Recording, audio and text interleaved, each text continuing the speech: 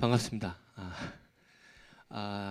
방금 목사님께서 말씀하신 신갈렙 선교사님과 함께 비즈니스 선교 사역을 하고 있는 비즈니스 선교사입니다. 오늘 감사의 주일날 여러분 감사의 제목이 많겠지만 아마 제가 이 중에서 여기 계신 모든 분보다 감사한 것 같아요. 오래전에 저는 신갈렙 대표님, 신갈렙 선교사님처럼 설교하는 것을 꿈꿨었거든요. 근데 오늘 그 자리에 신갈렙 대표님 뒤를 이어서 오늘 이 자리에 쓴 거예요. 저에게는 엄청난 영광이고 감사의 제목입니다. 반면 새벽부터 너무 많이 떨었어요.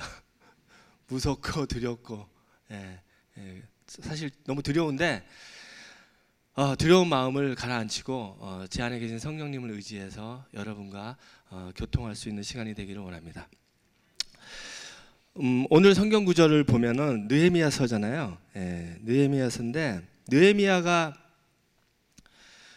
1장에 보면 느헤미야가 아닥사스다 왕 기슬월의 수상궁에 있었을 때 하난이라고 하는 형제 중에 한 명이 예루살렘이 얼만큼 황폐되었는지를 가르쳐줘요. 그 얘기를 듣고 심히 울고 수일 동안 슬퍼하며 하나님께 금식하고 마음에 비전을 품게 됩니다. 그리고는 결국은 예루살렘으로 가서 거기에 있는 백성들에게 외치는 소리가 오늘 이 성경 구절이에요. 우리가 당한 곤경은 너희도 보고 있는 바라. 예루살렘이 황폐하고 성문이 불탔으니 자 예루살렘 성을 건축하여 다시 수치를 당하지 말자, 이 말씀을 하시는데 저는 이 말씀이 우리 다음 세대가 살아가고 있는 지금의 이 환경이 황폐되었다라고 생각하고 있어요. 그것을 오늘 여러분에게 하나님의 입장으로 말씀을 드릴 테니 여러분은 느헤미야의 마음으로 들어주시면 좋겠습니다. 화면을 좀 띄워주시면 좋겠어요. 지금 이 황폐한 성, 다음 세대가 지금 그러하다. 우리 아이들은 지금 어디에 있는가? 황폐한 성 안에 갇혀 있다. 그 얘기를 하는 겁니다. 저는 한 아이의 아빠예요. 근데 그 아들을 내 나이 40에 낳습니다. 결혼하고 7년 동안 애가 없었어요. 굉장히 힘든 시간들을 보내고 양가 부모님의 엄청난 기도를 통해서 아이 하나를 나이 40에 낳아요. 그 아이가 지금 10살입니다. 초등학교 3학년. 얼마나 이쁜지 몰라요. 하나님의 선물.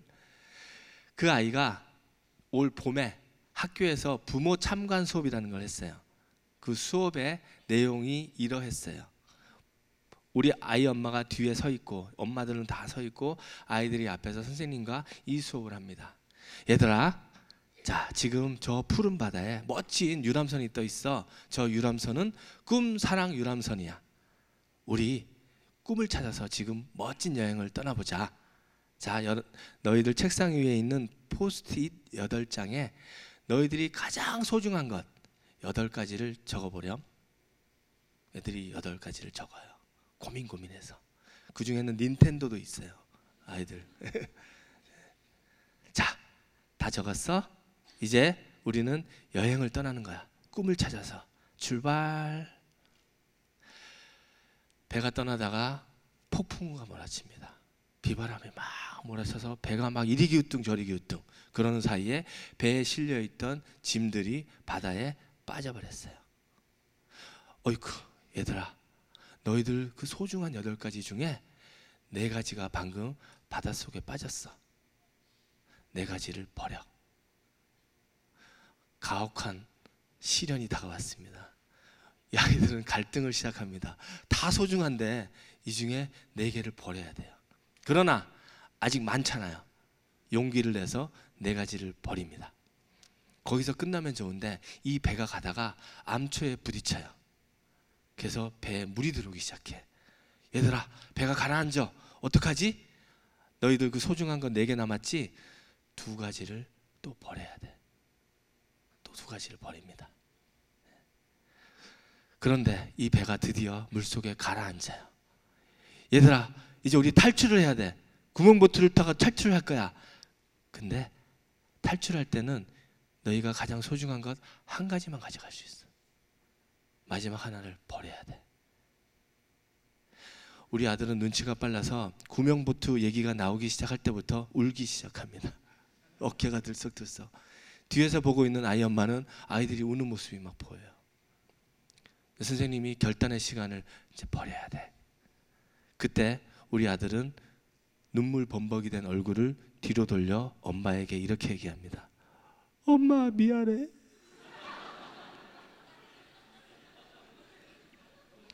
이거는 실화예요. 올 봄에 있었던 일이에요. 엄마 미안해. 옆에 있던 다른 엄마들은 다 웃었어요. 우리 아이 엄마는 웃을 수가 없었죠. 그리고는 그 모든 과정을 일기를 쓰게 했어요. 2페이지 분량으로. 그 모든 수업이 다 끝난 다음에 우리 아이 엄마는 아이에게 가서 그 마지막 하나가 뭐였을까? 너무 궁금한 거야. 저였을까요? 저 비바람에 날아갔어요.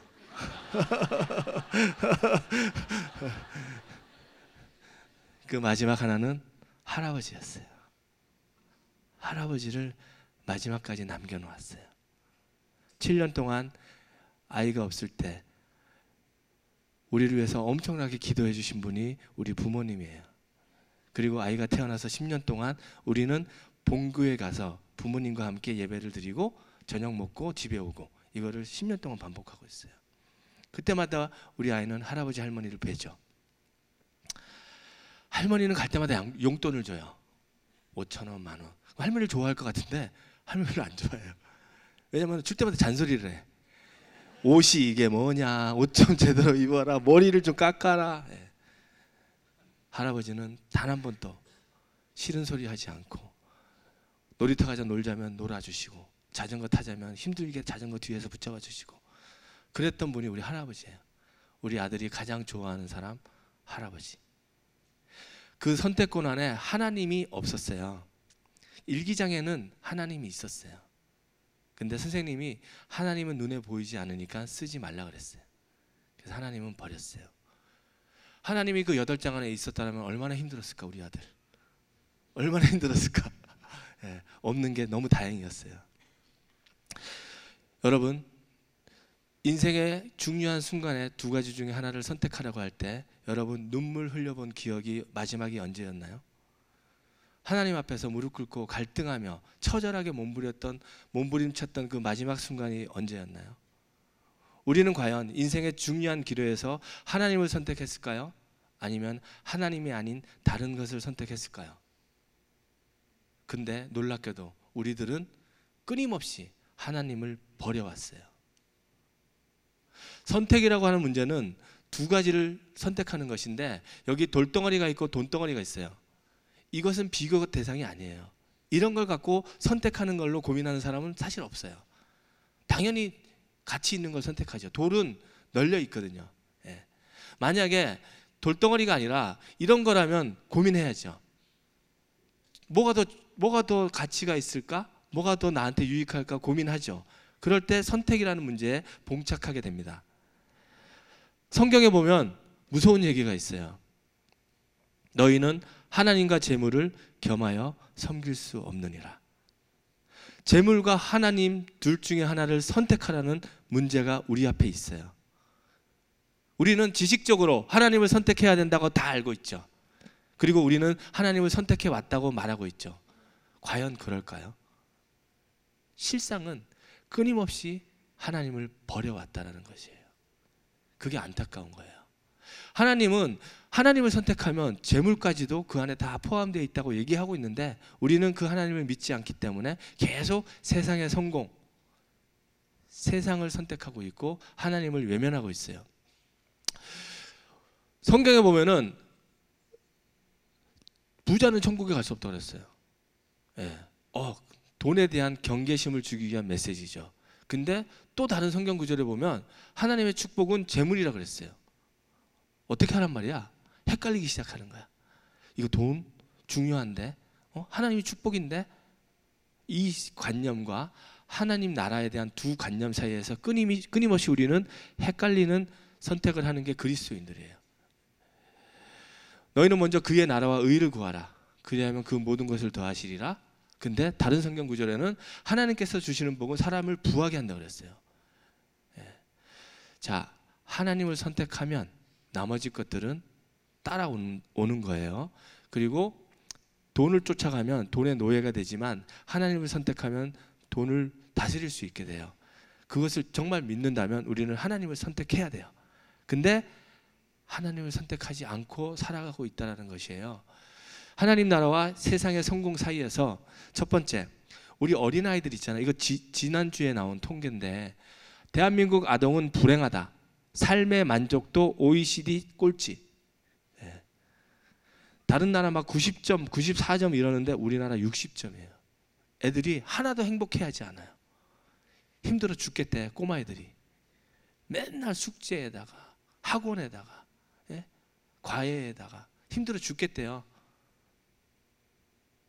그게 하나님이 원하는 그 아이의 삶이냐 하면 그렇지 않거든요. 그것은 엄마가 원하는 아이의 행복한 삶이에요. 엄마는 이 아이가 지금부터 고생해도 좋은데 나중에 서울대학교를 가갖고 좋은 회사 취직하고 그래야 행복한 줄 알아. 그래서 본인이 아이의 삶을 설계해. 특목고를 보려면 어떻게 해야 되고, 그래서 중학교 때 무슨 경시대 나가서 입상도 해야 되고, 그럼 유치원을 어딜 보내야 되고, 막 본인이 설계해갖고 아이의 행복을 재단을 해버려. 그 아이에게 하나님이 주신 그만의 독특한 타고난 그러한 강점과 역량은 깡그리 외면한 채 세상의 성공으로 몰아가고 있어요. 그 현실이 우리 아이들을 지금 힘들게 하고 있고요. 그 힘든 부모님과 싸우고 지지고 볶고 다 거쳐서 고등학교를 졸업해서 대학을 가긴 가는데 그 대학생의 87%가 지금 전공이 자기 적성에 안 맞대요. 왜냐? 그 전공을 언제 선택하는지 알아요? 가장 높은 비율이 원서 쓰는 일주일 사이에 학과를 선택해버려요. 본인의 꿈, 내 안에 주신 하나님의 달란트 이런 거 다 무시하고 세상에서 어디로 가야 편안하고 어디로 가야 돈 많이 벌고 그걸로 학과를 선택해버려요.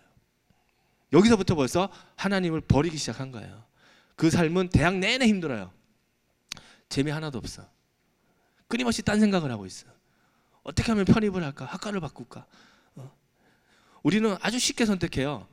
성적이 나오잖아요. 학교를 먼저 봐요. 학벌을 먼저 본다고. 그 아이의 재능을 보는 게 아니라 학벌을 먼저 봐요. 제일 꼴찌 학과도 좋으니까 서울대학교로 가. 이렇게 해버려요.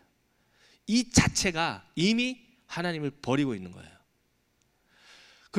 그렇게 대학을 졸업하면 직장을 가잖아요.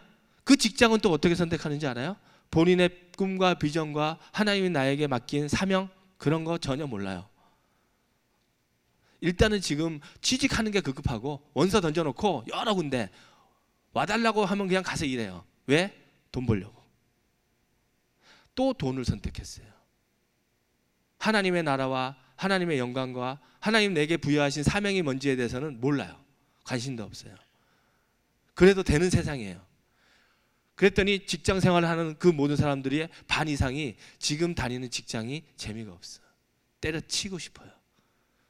그러나 용기 있게 때려치지 못하죠. 처자식 먹여 살려야 되니까. 그냥 희생하며 참고 인내하며 평생을 직장 생활을 해요. 그리고 은퇴한 다음에야 이제 취미 생활 좀 해볼까? 평소에 내가 간절히 하고 싶었던 거 그제서야 해볼까? 그렇게 생각해요. 하나님은 어릴 때부터 제발 너에게 준 달란트를 가지고 내가 너를 통해서 할 일이 있다. 끊임없이 얘기하고 있는데 그것은 외면한 채 내가 먹고 사는 문제, 내 편안한 문제, 내 가족 그러면서 하나님을 끊임없이 버리고 왔어요. 이것이 현실이에요. 그렇게 아이들한테 야 너희들 왜 꿈이 없냐 이렇게 얘기하는 그 어른들조차도 본인이 꿈이 없어요. 무려 86%가 삼성의료원에서 조사했는데 우리나라 성인들 86% 꿈이 없다. 내가 왜 사는지를 몰라. 74% 자아정체감 폐쇄군 질병이에요. 자기의 적성 능력과 상관없이 환경에 순응하며 사는 유형. 그냥 환경에 순응하며 살아요. 왜? 처자식 먹여 살리려고. 내가 왜 이 고생하는지 알아? 내가 왜 밤늦게까지 술 먹고 돌아다니는지 알아? 니네 공부시키려고, 니네 출세하라고 누가 그러라 그랬어요? 그러면서 아이들에게 강요하고 애들은 나 이거 하고 싶어요. 이거 하고 싶어요. 야 그거 하지 마. 서울대 가. 계속 이것이 유전되고 있어요. 우리 다음 세대는 매우 암울합니다. 그 아이들 행복하지 않고 직장 생활하는 그 모든 시간들, 월요일부터 금요일까지 아침 9시부터 저녁 6시까지 퇴근해서까지 그 모든 시간이 다 하나님이 나를 이 땅에 보내신 목적과 이유와 상관없이 그저 생계를 위해서 희생을 하고 있고, 하나님의 은혜는 어디서 찾느냐? 주일 예배 시간에 잠깐. 일주일 내내 예수 그리스도가 없어. 심각하죠. 우리 청년들 엄청나게 스펙 쌓기에 대단한 돈을 쓰고 있어요. 국회에서 조사했더니 청년 1인당 스펙 쌓기 비용 4,320만 원. 그만큼 쓰고 있어. 스펙을 쌓느라고. 학벌, 학점, 토익, 스펙 5종 세트, 연수. 이 연수하는 데 돈 많이 들어가요. 해외여행 한번 갔다 와야 되거든. 스펙 7종 세트, 공모전 입상해야 되고 인턴도 해야 되고 스펙 7종 세트에 성형수술까지 있어요. 건국 이래 최대의 스펙으로 무장한 지금 청년들, 그러나 건국 이래 최대의 인재난을 호소하는 지금의 기업들. 저렇게 많이 준비했는데 기업은 인재가 없대요. 중소기업은 사람이 안 와서 인재난, 대기업은 오긴 오는데 애들이 다 딴 생각을 하고 있어. 편안한 거, 열정이 없어. 이 뭐가 잘못돼도 한참 잘못됐는데 모든 아이들이 다 이걸 향해서 달려가고 있어요. 획일적으로, 천편일률적으로. 도대체 각각에게 부여한 하나님의 다른 그만의 특징과 그만의 가치와 그만의 달란트가 뭔지는 안 봐요. 심각하다는 것이죠. 기업체에서 사람이 안 와서 인재난을 호소하고 있는 인원이 27만 명이에요. 저 중에 2만 명은 대기업이에요. 제발 우리 직장 좀 와. 내가 너 뽑아줄게. 돈 줄게. 해도 31만 명은 안 가요. 내가 그 월급 받느니 차라리 그냥 지금 놀면서 삼성전자 SSAT 준비하는 게 낫지. 안 가요. 안 가는 이유는 낮은 급여 수준. 또 뭘 선택했어요? 또 돈을 선택했어요. 우리의 인생은 끊임없이 하나님을 버리고 하나님이 내게 주신 삶의 목적과 의미를 외면한 채 세상의 물질을 선택해 가고 있어요. 그 끝은 매우 참담합니다. 하나님과 함께 하지 않는 일이란 비참하게 실패하거나 더 비참하게 성공할 뿐이다. 많은 부를 축적하고 세상에서 성공을 향유할 줄은 몰라도 하나님이 너를 알지 못한다. 이것처럼 더 비참한 게 어디 있어요? 인생 다 살았는데 하나님이 나 모른대. 이거 얼마나 비참한 거예요. 내 백성이 두 가지 악을 행하였나니 생수의 근원이 되는 나를 버린 것과 스스로 웅덩이를 판 것인데, 하나님을 버리고 계속 본인이 갖고 있는 성공관념, 본인이 생각하는 행복의 기준으로 끊임없이 스스로 웅덩이를 파고 있는데 그 웅덩이는 터진 웅덩이다. 이것을 과연 우리는 얼마만큼 심각하게 받아들이고 있느냐. 그 시대를 살고 있는 우리 다음 세대 아이들은 미래가 너무나 암울하다. 예루살렘 성이 무너졌다. 저거를 재건해야 된다. 그 일을 누가 할 것이냐.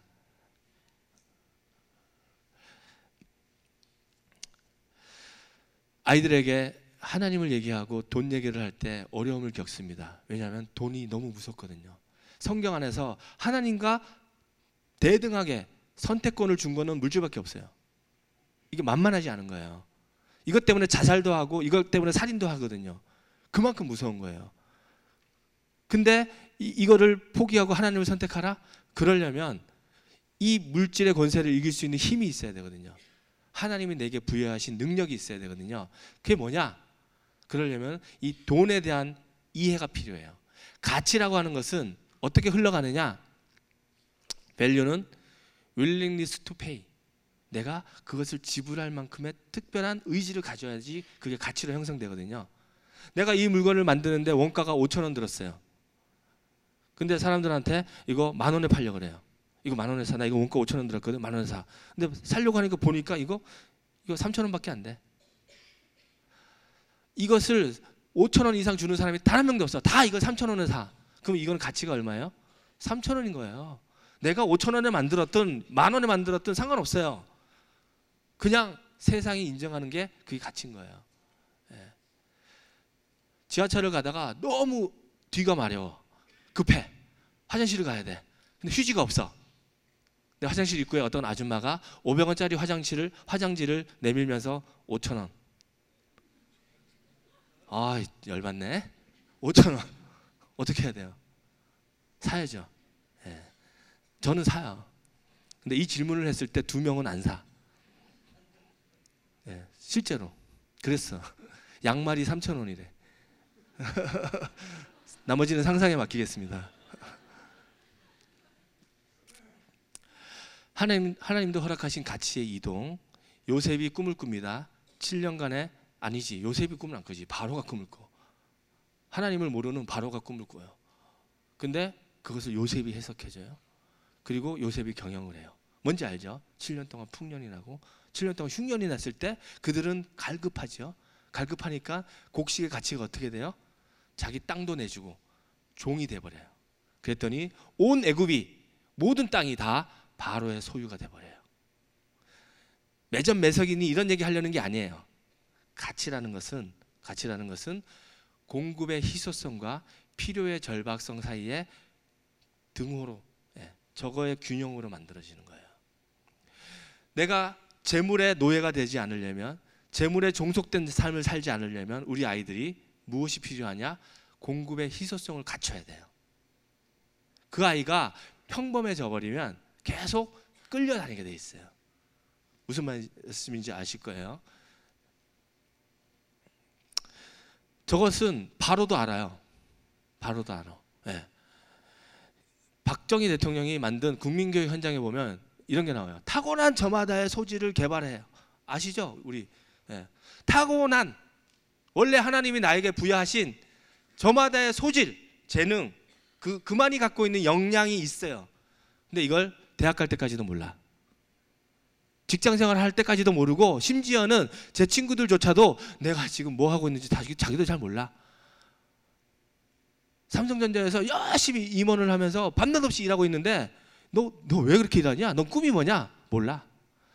달리는 기차에서 뛰어내릴 수가 없어. 이미 이 달리는 기차에서 뛰어내릴 수가 없어요. 그분의 따님이 대통령이 되셨죠. 이분이 취임사에서 이런 얘기를 했어요. 어릴 때부터 모든 학생의 잠재력을 찾아내는 일이 국가 발전의 원동력이다. 다 알아. 근데 몰라, 이거를. 우리 아이의 잠재력이 뭔지를 대학 갈 때까지도 몰라. 위대함의 열쇠는 사람들의 잠재력을 찾고 그걸 개발하는 데 시간을 써야 돼요. 근데 그 아이만의 잠재력이 무엇인지를 보지를 않아요. 그냥 세상이 원하는 기준에 맞춰서 스펙 쌓기를 위해서 다 시켜. 영어도 시키고 수학도 시키고 과외도 시키고 뭐도 시키고 애가 너무 바빠. 그러니까 애가 불행해. 그리고 왜 다 서울대를 가야 돼요? 꿈의 철학을 아무리 강조해도 아이가 자신의 재능을 발견하지 못하면 소용이 없습니다. 부모가 자신의 주장을 내려놓아야 합니다. 무조건 공부하라고 주장하는 것이 아니라 아이가 가지고 있는 재능이 무엇인지를 발견해야 합니다. 이것이 첫 발자국이에요. 이게 다도 아니에요. 이것이 곧 출애굽 정도 되는 거야. 그 사이에 이 아이는 광야도 거쳐야 되고 애굽에 들어가서 정복전쟁도 해야 되고 험난한 길을 걸어야 되는데 이 시작조차도 대학 갈 때까지도 몰라. 그냥 모든 사람들이 하고 있는 그 무리의 그들의 세계관을 쫓아서 세상의 성공 기준을 쫓아서 그냥 휩쓸려서 막 가고 있어. 그러면서 끊임없이 하나님을 버리고 있어요. 자, 이제 우리는 탁월함, 공급의 희소성을 추구하는 방법은 탁월함을 추구하는 거예요. 예? 탁월함을 추구하는 거예요. 이 탁월함이라는 것이 도대체 뭐냐를 갖고 제가 굉장히 고민할 때 Joy at Work, 일의 즐거움이라는 책에 탁월함에 대한 정의가 이렇게 나오더라고요. 하나님이 창조하신 것들의 최선을 실현하는 것. 누구에게는 1달란트, 누구에게는 2달란트, 누구에게는 5달란트를 줬는데 그들이 그것을 극대화시켜서 2달란트를 4달란트, 5달란트, 10달란트 만들었잖아요. 그거예요. 자기에게 있는 그거를 최대한으로 만들어내는 것. 그게 탁월함이에요. 근데 이게 사람마다 달라요. 누구는 높고 누구는 낮아요. 근데 이거 갖고 왜 나는 2달란트밖에 안 줬어요? 라는 얘기는 하나님한테 가서 하세요. 그거 왜 그런지는 성경에 설명을 안 해주기 때문에 저도 잘 몰라요. 하나님의 주권과 관련된 거예요. 다만 5달란트 가진 사람에게는 책임이 더 크다라는 것만 알아요. 그러니까 저는 차라리 2달란트가 나아요. 그럼 1달란트는 왜 이거밖에 안 줬어라고 불평불만할 수 있죠? 아니요. 한 달란트는 6,000데나리온인데 한 데나리온이 하루 품삯이에요. 하루 품삯. 6,000데나리온이 쌓이려면 몇 년치를 일을 해야 되냐면은 20년 이상 일을 해야 돼요. 우리나라 돈으로 환산하면 5억이 넘는다라고 성경학자들이 해석하고 있어요. 1달란트든 2달란트든 이미 충분했어요. 핑계 댈 수 없어요. 누구에게나 다 충분한 것을 줬어요. 그러나 1달란트 땅에 묻어놓고 죽을 때까지 안 열어봐. 이것이 우리들의 문제이고 그 우리들의 문제가 지금 다음 세대로 유전되고 있어요. 큰일 날 일이 일어나고 있습니다. 프로가 된다는 것은 자신의 강점을 알고 거기에 힘을 집중하는 것이에요. 다 지금 약점을 보완해서 남하고 똑같이 달려가래.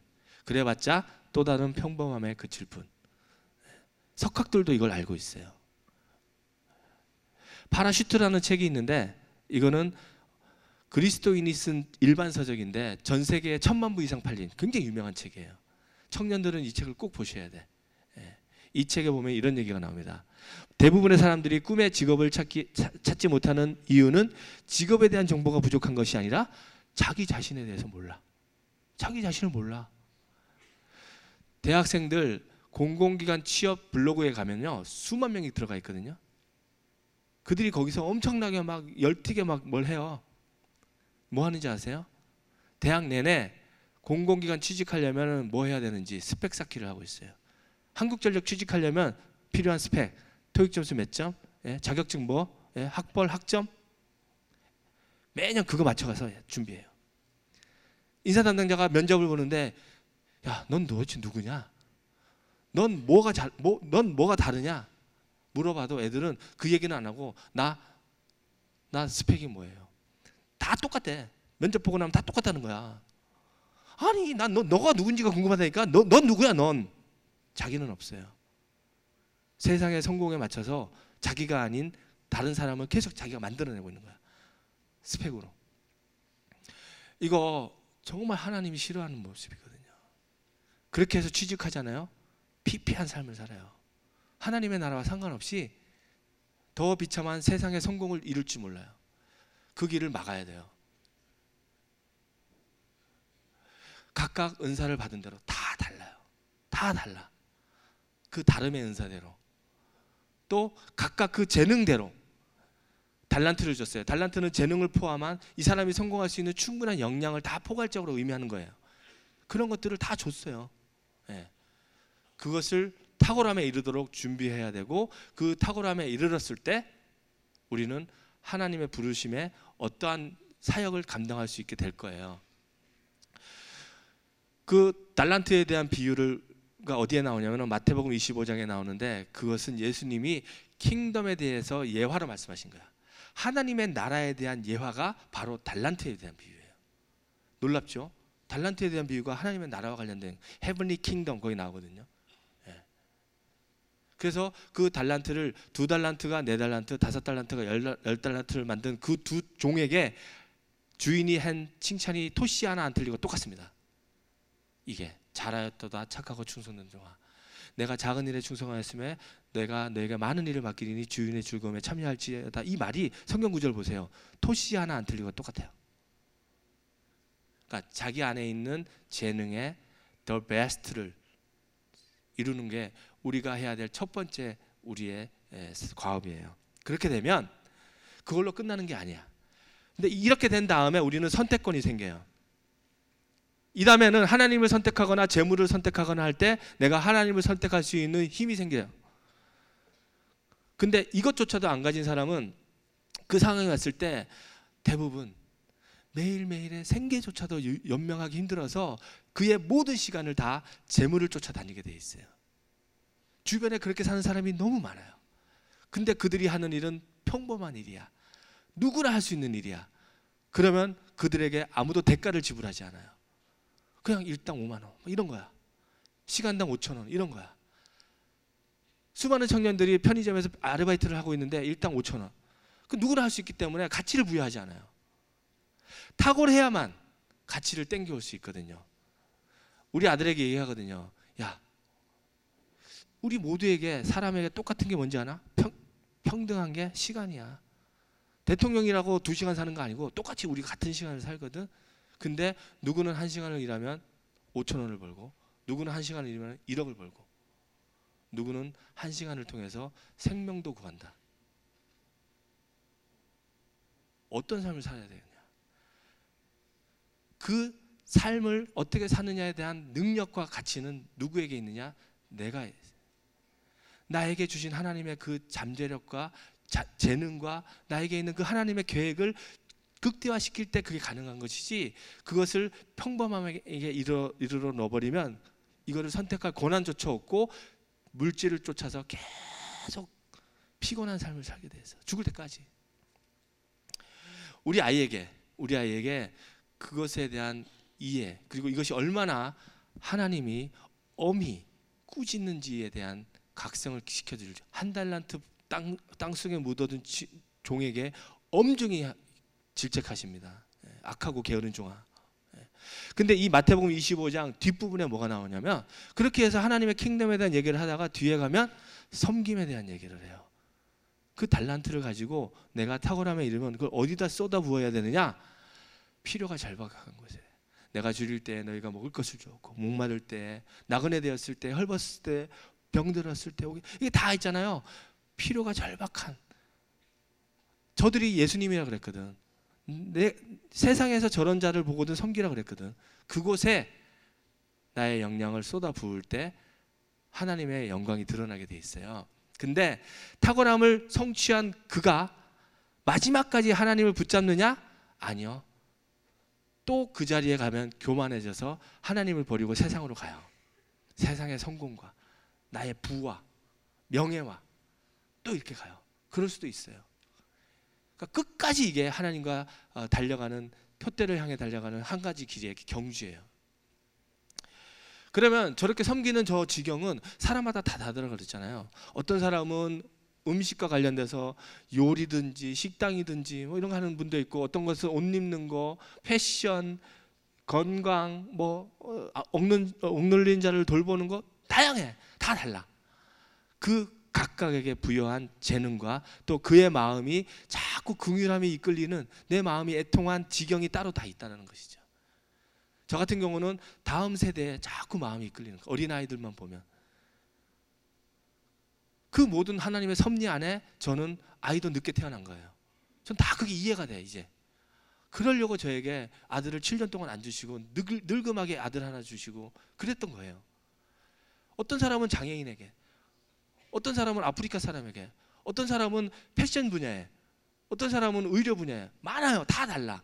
그 다름의 영역에서 내가 하나님의 소명을 붙잡아야 된다는 것이죠. 필요의 절박성을 채우려면 이제 선택의 기로가 어디로 가냐면은 하나님의 소명까지 가야 돼.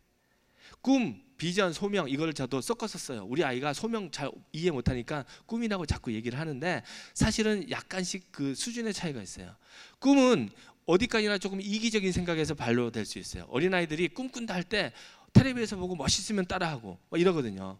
예. 아직은 자기중심적이고 이기적인 발상에서 시작될 수 있으나, 그러나 그것도 붙잡아야 돼요. 그래야 그걸 향해서 재능이 길러져요. 그거를 애한테 핀잔을 주면 안 돼요. 그 수준에서는 그게 걔한테는 최선이에요. 근데 이제 꿈이라는 단어 안에는 어원적으로 저 꿈의 어원이 트라우마거든요. 내 안에 있는 내적 상처, 내가 이루지 못한 어떠한 부족한 거, 뼈저리게 가난했어. 그러면 부자가 되고 싶죠. 이 꿈이 되는 거야. 그 트라우마의 동사형이 트로이맨인데 이 단어가 꿈꾸다는 단어예요. 근데 저 꿈을 쫓아서 막 달려가다 보면 성공도 경험하고 실패도 경험하는데, 그러다 보면 이게 아닌 것 같아. 그거보다 조금 더 높은 차원의 뭔가가 있는 것 같아. 원래부터 하나님이 나에게 부여하신 나의 어떤 목적이 있는 것 같아. 믿지 않는 자들도 그런 얘기를 하거든요. 내가 이 땅에 존재하는 이유가 있는 것 같아. 내 속이 공허해. 뭘까? 그거는 원래 있던 거예요. 타고난 저마다의 소질, 태어날 때부터 하나님이 창조하신 나의 삶의 계획이 있어요. 그걸 어느 순간 이렇게 보게 되거든요. 그게 비전이야. 비전은 보다라고 하는 뷰의 수동형 명사예요. 내가 만드는 게 아니에요. 그냥 보여지는 거예요. 텔레비전, 가만히 있어도 멀리서 전파가 날아와서 내 눈에 보여지는 거예요. 그냥 원래 있던 걸 발견하게 되는 거예요. 이거 은혜예요, 은혜. 비전은 내가 이렇게 해야지 만들어지는 게 아니에요. 원래 있는 거야. 그 모든 나의 삶의 여정과 내 안에서 어릴 때부터 내가 좋아했던 것, 내가 하고 싶었던 것, 그 꿈틀거리는 모든 것들이 다 승화돼서 하나님이 계획하신 거기로 딱 이끌림을 받았을 때 비전이 보여요. 제가 비전 때문에 기도를 많이 했거든요. 하나님, 내 비전이 뭐예요? 보여주세요. 안 보여. 안 가르쳐줘. 우리 청년들 그런 기도하는 친구들 많더라고요. 하나님, 저 비전이 뭐예요? 제가 9개월 이상 막 금식도 하고 새벽 기도도 다니고 막 해서 했는데 안 보였어요. 하나님은 말씀을 안 해주셔. 왜냐? 그 안에는 또 내가 있었어. 내 비전. 내가. 하나님은 이 땅에서 하나님의 나라를 이루실 때 교회를 통해서 하세요. 공동체를 통해서 하세요. 한 명의 슈퍼스타를 원하지 않습니다. 이미 나 이전부터 역사를 통해서 나 죽은 다음에도 하나님은 그 일을 하셔요. 하고 계셔요. 그래서 제 비전이 뭐예요라는 기도를 내려놓고 하나님, 교회의 이상이 뭐예요? 하나님이 이 땅에 교회를 통해서 하시려고 하신 하나님의 그 마음이 뭐예요를 물어보니까 그제서야 내 주변에 나와 같은 꿈을 꾸고 있는 많은 사람들이 보이기 시작했어요. 하나님은 어린아이와 관련된 이런 분야에서 이런 일을 하고 계시는구나. 동역자들을 만나기 시작한 거야. 근데 이 초 때는 내가 거절하면 잔을 옮길 수도 있거든요. 나 아니라도 해요. 하나님은 굳이 나야 될 이유가 하나도 없어요. 하나님, 그 하고 있는 일에 저도 좀 불러주시면 안 돼요? 저에게도 그 기회를 주시면 안 돼요? 하나님 오른팔에 한 번만 올라가게 해주세요. 기도가 그렇게 바뀌거든요. 그럼 하나님이 어느 순간에 저를 부르십니다. 불러요. 소명이란 단어는 영어로 calling이에요. 그거를 보게 되면 하나님이 저를 그걸로 불러주세요. 얼마나 감사한지 몰라요. 이건 내가 무엇을 해서가 아니야. 그냥 은혜야, 은혜. 땡큐. 성경 안에서 하나님이 일꾼을 쓰실 때 그들을 부르면 그들이 뭐라고 대답했냐? 제가 박사가 되어서 제가 무엇이기에 이런 말을 하지 않아요. 주여, 내가 여기 있나이다. 그 자리에 있기만 하면 그 다음부터는 하나님이 일하십니다. 이렇게 필요의 절박성에 나의 살아온 모든 삶의 여정과 방향이 뭉쳐질 때 그것이 소명과 연결되거든요. 우리 아이들이 이렇게 가야 되는데 어릴 때부터 어른들이 끊임없이 주입해 주는 것이 하나님 아닌 세상의 성공으로 자꾸 선택하게 만들었어요. 소명이라는 책을 보면 그리스도를 따르고 그의 부르심에 응답하기를 원하는 사람이라면 누구나 자신의 재능과 자신의 소명 사이에 핵심 연결고리를 붙잡아야 합니다. 매우 중요한 얘기예요. 소명이 막 불타는데 재능이 없어. 재능이 길러지지 않았어. 그 사람은 무기력합니다. 영향력이 없어요. 공허해. 울리는 꽹과리와 같아. 어떤 사람은 재능이 막 개발됐어. 탁월하게. 근데 이것이 소명에 연결되지 않고 자신의 이익을 위해서, 자신의 부를 위해서 이쪽을 선택하는 순간 이 사람은 위험해집니다. 위험해져요.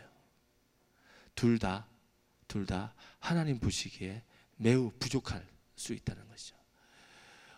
우리 아이가 그 재능이 그 소명과 연결될 수 있게끔 환경을 만들어주고 알게 해주고 깨닫게 해주고 이끌어줘야 되는 책임이 누구에게 있느냐? 우리 어른들에게 있어요. 다음 세대에 대한 사역은 학교의 문제가 아니에요. 교육부의 문제가 아니에요. 사실 학부모이면서 우리 모두의 문제예요. 저는 그 문제를 심각하게 3일 동안 여러분과 함께 고민해 보려고 합니다. 타고난 재능이란 것은 아주 쉽게 아주 기꺼이 무엇인가를 하는 능력이며 탁월하게 잘할 뿐만 아니라 아주 자연스럽게 하는 그 어떤 것인데 이것이 우리 안에 다 있다는 거예요. 누구에게나 다 있다는 거예요. 근데 이거를 대학 갈 때까지도 몰라. 아무도 가르쳐 주질 않아. 오로지 서울대학교 특목고 수능 점수 만점, 모든 과목을 다 잘해야 서울대를 가는데, 그렇게 해서 만들어진 서울대를 그렇게 많이 보냈는데 노벨상이 단 한 명도 안 나왔어요. 한 가지를 탁월하게 잘하는 사람이 필요한데, 그리고 그 잘하는 사람들끼리 모여서 연합하여 함께 일하는 동역을 하나님은 원하시는데, 우리는 끊임없이 한 명의 슈퍼스타만 계속 길러내고 있어요.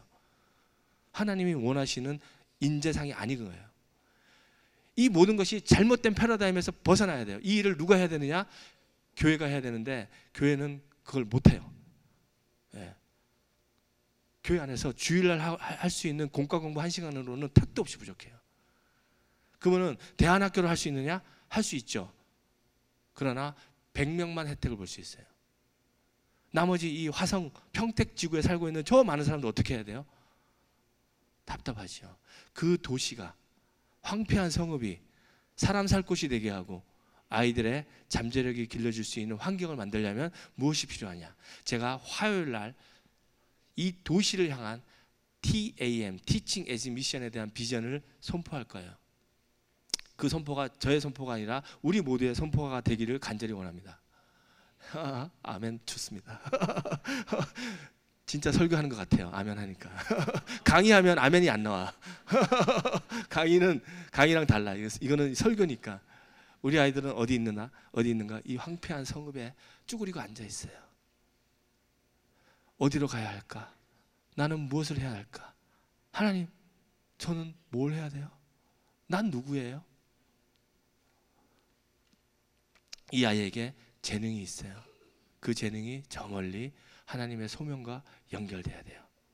너희 안에서 행하시는 이는 하나님이시니 자기의 기쁘신 뜻을 위하여 너희에게 소원을 두고 행하게 하시나니. 5살 아이에게, 7살 아이에게, 중학생 우리 아이에게 하나님이 끊임없이 그 안에서 소원을 주고 있어요. 근데 우리는 끊임없이 그 소원을 외면하고 있어요. 그것을 찾아내서 그것에 불꽃을 더 일으켜서 그 아이가 탁월하게 되게 하고, 탁월한 것에서 끝나는 것이 아니라 하나님의 소명을 붙잡고 나의 한 시간을 생명을 살릴 수 있는, 예수 그리스도를 섬길 수 있는 그 지경으로 쏟아붓게 만드는 이 일. 이래야 그 아이가 예수님을 만났을 때 기억한다는 말을 들을 수 있게 되는 거죠. 초등학교, 아까 제가 시작할 때 우리 아들 유치원 다닐 때 사진이야. 그 수련회에서 저 기도하고 있는 모습인데, 무엇을 보면서 기도하고 있을까? 내가 우리 아이를 늦게 낳았기 때문에 그 아이와 같이 살 수 있는 시간이 많지 않아요. 내가 그 아이에게 200억을 남겨줄까? 유산으로? 그게 무슨 의미가 있겠어? 어느 날 교회에서 오는 차 안에서 우리 아들과 대화를 하다가 물었어요. 용훈아, 내가 너에게 200억의 유산을 남겨둘까? 하늘에 있는 기도 창고에 너를 위한 기도를 많이 쌓아둘까? 우리 아들이 무엇을 선택한지 아세요? 기도 창고를 선택했다. 나는 우리 아이의 행복이 돈에 있지 않다고 확신하는 사람입니다. 분명히 우리 아이는 성령님이 키우십니다. 8시 10분이면 제 알람이 울려요. 그리고 거기에 염려하지 마라, 용훈이는 성령님이 키우신다. 매일 아침마다 8시 10분에 그 시간이 우리 아이 등교하는 시간이거든. 예. 우리 아이가 미국 속담에 with wig라는 게 있어요. with wig, what you see 앞에 글자 is what you get. 너가 보는 것이 너가 얻는 것이다. 무엇을 보느냐가 중요해요. 우리 아이가 하나님을 볼 수 있기를 원하고, 하나님의 나라를 볼 수 있기를 원하고, 예수 그리스도를 볼 수 있기를 원해요. 마지막 2가지의 선택의 기로에 서서 재물을 선택하지 않고, 세상의 성공을 선택하지 않고, 하나님의 나라를 선택하고 예수 그리스도를 선택하기를 원해요. 그럴 수 있는 가치관을 만들어주고 싶고, 그럴 수 있는 환경을 만들어주고 싶고, 그럴 수 있는 기회와 교육을 제가 시켜주고 싶어요. 이 꿈이 여러분 모두에게 있을 거예요. 우리 아이들에게, 우리 다음 세대에게. 함께 합시다. 여러분과 함께 이 꿈을 함께 달려가고 싶어요. 그 회파된 다음 세대의 성을 재건하기 위해서 오늘 우리 아이들은 어디에 있는가 질문만 던졌어요. 월요일 날 2시간, 오늘보다 훨씬 좀 여유롭게 제가 다음 세대를 향한 하나님의 뜻, 우리 아이 속에 있는 잠재력, 그것을 어떻게 발견하는지에 대한 부분을 얘기하고 싶어요. 그리고 마지막에 우리와 그 다음 세대를 잇는 변화를 일으키고 싶은데 그것에 대한 비전이 탐이에요. 탐이란 단어는 목사님이 만드신 단어예요. 제가 안 쓰던 단어인데 Teaching as Mission, 가르치는 것이 곧 사명, 사역이 되게 하는 그 일을, 이거 저기 대안학교의 문제, 주일학교 선생님의 문제가 아니라니까요. 그들만의 문제가 아니에요. 이거는 모든 우리 어른들의 공통된 책임이에요. 과거 빈곤의 정의는 최소한의 생계마저 유지하기 어렵게 가난한 것을 빈곤이라고 그랬어요. 근데 지금은 그렇게 사는 애들 거의 없어요. 21세기 빈곤이 뭔지 아세요? 이거 책에 나오는 거예요. 자신이 가진 잠재력을 개발하고 발휘할 수 있는 기회를 박탈당한 상태를 21세기 빈곤이라 그러는데 우리 아이들은 지금 빈곤해요. 자신의 잠재력을 대학 갈 때까지도 모른다니까. 예. 그게 다 가난하게 살고 있는 거야. 예. 마음이, 영혼이. 그래서 21세기 빈곤이 없는 도시, 화성, 평택, 그 전진 도시로 이 지역을 전진 기지로 삼고 싶어요. 오늘 아침에 기도하는데 하나님이 그 마음을 저에게 허락하셨어요. 내가 여기 가서 강의하려고 하는데 설교, 제가 어떻게 설교를 해요? 저 같은 죄인이, 저의 부족함이. 근데 하나님이 저를 보지 말라 그러셨어요. 내가 이 교회와 이 지역을 위한 하나님의 계획이 있다. 너를 그곳에 대사로 보내노니 너는 담대하게 그 일을 얘기하라. 그런 마음을 제가 받고 왔어요. 정말 부족하지만 여러분 앞에 그 얘기를 오늘 선포하는 거예요. 설교는 강의랑 다른 것이 선포하는 거예요. 예. 나의 어떠함과 상관없이 하나님의 높은 진리는 나의 어떠함보다 높기 때문에 그것은 선포되어야 해요. 예. 저는 부끄럽지만 감히 이 말을 여러분 앞에 전하고 월요일날 화요일날 여러분을 다시 만날 수 있기를 정말로 소망합니다. 기도하고 마치겠습니다. 두려워 말라, 내가 너와 함께함이니라. 놀라지 말라, 나는 내 하나님이 됨이니라. 내가 너를 굳세게 하리라. 참으로 너를 도와주리라. 나의 의로운 손으로 너를 붙들리라. 하나님, 우리에게 두려움이 있지만 또 이 황폐한 성을 바라볼 때 마음이 애통하고 답답하지만 하나님께서 이것을 다시 재건하기를 원하시며 성벽이 다시 쌓아지기를 원하십니다. 그곳에서 우리 아이들이 하나님이 원하시는 나라를 향한 소명을 쫓는 삶으로 살아가기를 원하고 계시며 그들에게 하나님이 부여하신 그 달란트들이 충분히 탁월하게 키워지기를 하나님이 간절히 원하고 계십니다. 이 일을 이제 예수 향남교회를 통하여 또 이곳에 이 도시를 통하여 하나님 시작하게 허락하여 주시기를 간절히 원합니다. 이 일을 같이 감당할 동역자를 붙여주시고 함께 할 수 있는 꿈을 우리 모두가 꿀 수 있도록 하나님 도와주시옵소서. 하나님께서 하십니다. 너희는 잠잠히 있어 하나님의 영광을 볼지어다. 하나님께서 그렇게 우리를 부르고 계십니다. 너희를 부르시는 이는 미쁘시니 그가 또한 이루시리라. 하나님의 그 약속을 붙잡고 이 작은 발걸음을 출발하겠습니다. 하나님 도와주시옵소서. 감사합니다. 예수 그리스도 이름으로 기도하였습니다.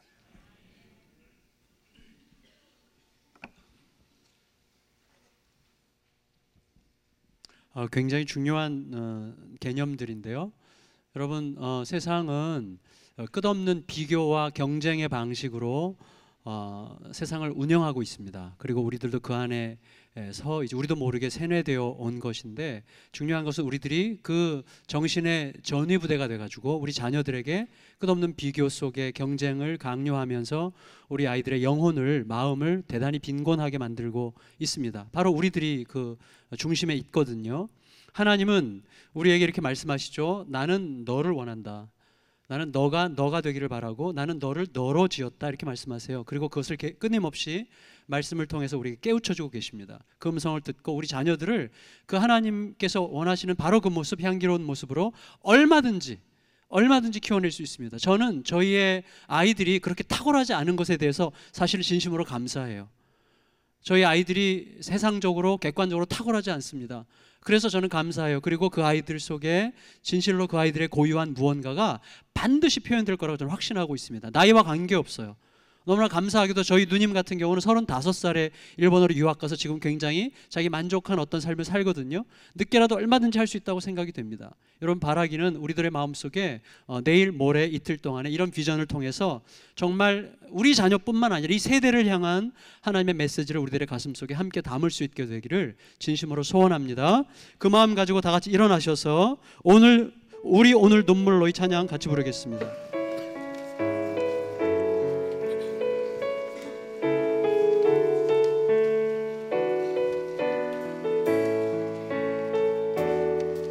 우리 오늘 눈물로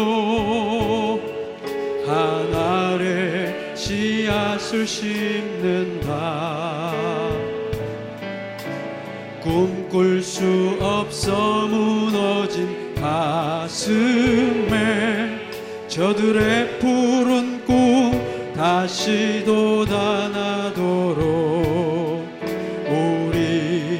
함께 땀 흘려 소망의 길을 만든다.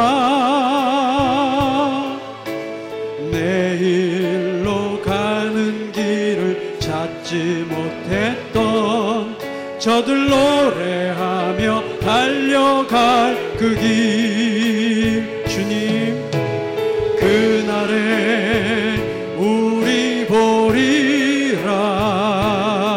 새벽 이슬 같은 저들 일어나. 뜨거운 가슴 사랑의 손으로 이 땅 치유하며 행진할 때 오래 황폐하였던 이 땅 어디서나 순결한 꽃들 피어나고 푸른 의의 나무가 가득한 세상 우리 함께 보리라. 그날에 우리 보리라.